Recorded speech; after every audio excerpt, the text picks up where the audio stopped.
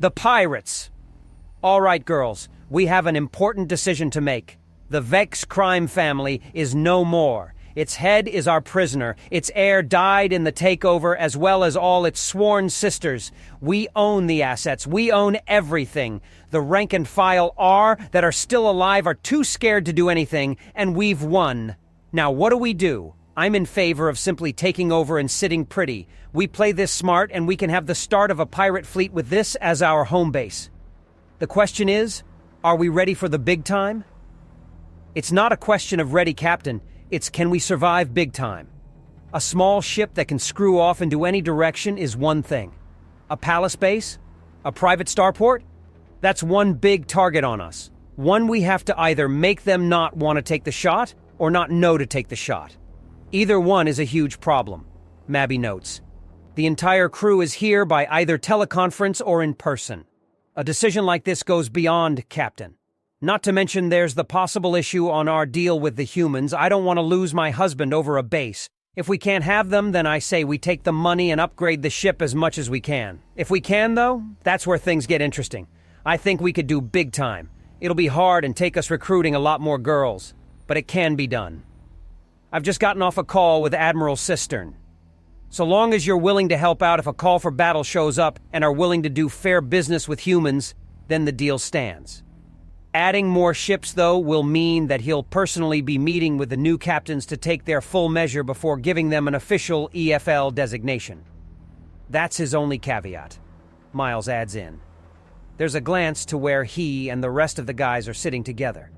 He posted 25 guys on Ashen Ducts. What makes you think that he'll have a problem with more stationary places? Considering that the universe is in motion, Franklin begins before Victor casually reaches over to clamp a hand over his mouth and shut him up. So we might get even more men posted here. I'm not seeing a downside. Big target, hard to protect, that's the downside. We've used mobility and anonymity above all else to keep ourselves safe. This would be abandoning that altogether into trying to be the biggest, baddest bitches on the block. Can we do it? Agenda asks her crew. I saw what you did, Captain. There's no question we can kick all the ass, Jin remarks. She's only got some eye makeup and a light covering of white over her face. So she's honest, but not completely serious. Is it enough is the big question. Mirage states from where she sits, somewhat visible due to not only the bell and collar they forced the cloak into wear, but the full outfit and makeup as well. There had been a few too many friendly fire incidents due to her sneaking up on people. What are you talking about? Mercy demands her. Easy enough. Is it enough? Mirage asks, before moving a hand visible due to painted nails and jangling bracelets through her visibly dyed head feathers.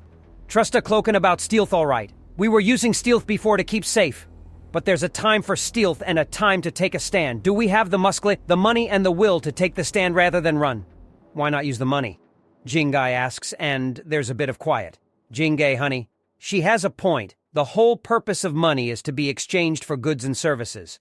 Sure, it looks nice and is nice to have, but the stuff it gets you is even better, Miles says. I've done the numbers crunching on that, actually. If we spend about half of it, we could easily shore up the defenses, hire enough security, and bribe enough people to make this place impenetrable to anything short of orbital bombardment or an elite commando raid. Hell, we almost had to do that ourselves already, and we showed up under false flags, Mabby explains with a shrug. To be fair, we didn't do anything till they tried to kill us and back out of the deals. Miles adds in feeling somewhat attacked. Yes, but you came in ready for a hostile takeover and made it happen, Mabby remarks. I think we can do it. We're ready for the big time. We took care of a bigger and supposedly badder organization. Which reminds me, what are we doing with the Vake boss lady? Are we sure we want this to end like a cartoon and have her come back to screw with us after some kind of dramatic escape? Beck asks before thinking. 'Cause I'm all right with that. It could even be fun, a great way to test our defenses and to let everyone know that we're not playing by the normal rules. And what rules are we playing by? Agenda asks him, and his cocky grin turns into a malevolent smile, and he licks his teeth as if savoring the flavor of what he's about to say. Ours. The word rings out, and the smile spreads. The sheer possibility rushes by and people begin thinking good and hard about what they want. Captain Lil Paw begins showing all her gleaming fangs and a gleeful smile at the thought and nodding. That settles it then. Ladies, gentlemen, this is your last chance to back out. We're going for all of it. This is just the beginning.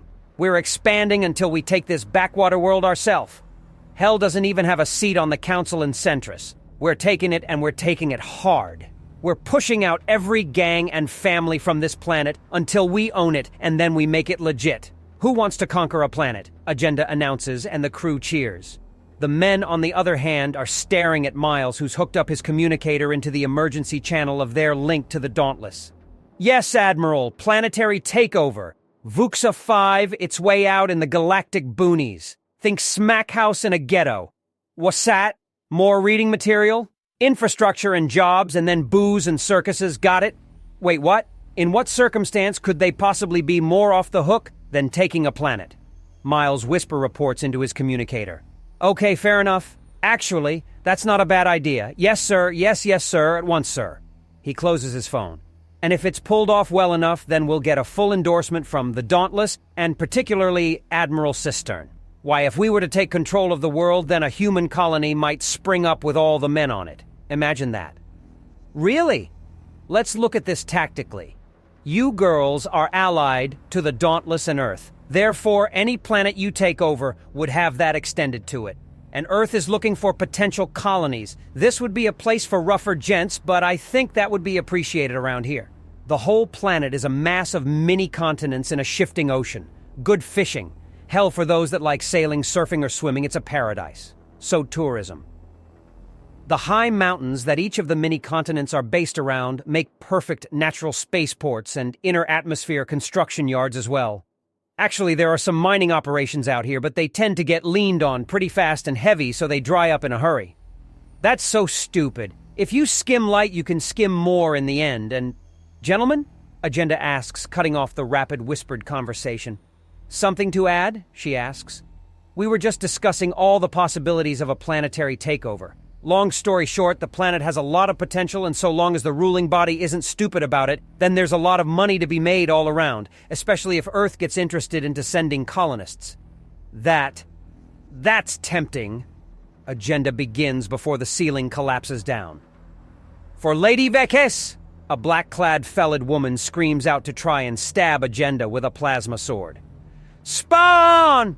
Beck calls out in glee as he holds onto the assassin's tail and easily arrests her movement, his mental image of the tick burning strong and bright before he reefs her back and slams her into the table. Then back again to the side opposite, followed by another swing, then another and another for nearly a dozen iterations. Foul feline fiend, your ferocious failure of... Is there a word that starts with F that means violence? Beck calls up to the guys. Fighting, you gigantic tool! Jean-Luc calls out to him. Franklin quietly dies of muffled laughter right behind him and falls off his seat. Oh yeah! Guess I went a little far being the wild blue yonder. Beck muses before slightly tossing the thoroughly bruised and dazed assassin a bit and yanking her back via the tail like a tetherball. He grabs her hands and holds them between his fingers. Well, that was embarrassing. Are there jail cells or something for this girl? Here, I'll show you the way, Franklin says as he picks himself up and makes his way to the exit of the room. Anyone else up there want to lodge a protest? Agenda calls up to the ceiling. Come on, I'm open. She teases.